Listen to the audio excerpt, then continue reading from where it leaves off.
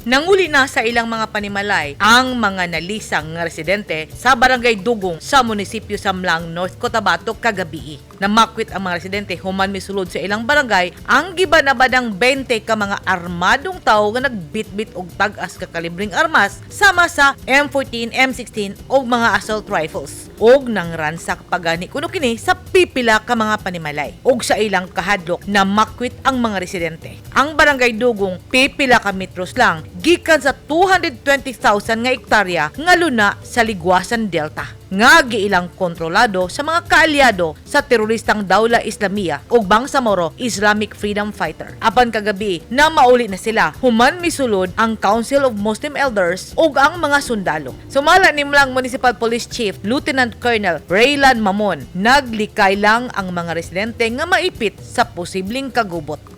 As of yesterday, mag-pull out naman sila, ma'am.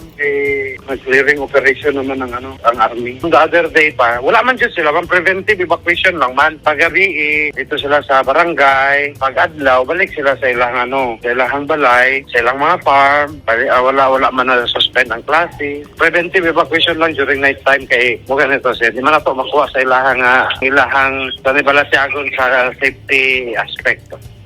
Sa paghupa sa tensyon nang hinaut ang tanan nga mobalik na sa normal ang sitwasyon sa Barangay Dugong kay walay tawo nga gusong magpuyo sa kagubot og kahadlok. Edith Kaduay, News 10 Philippines. Stay safe!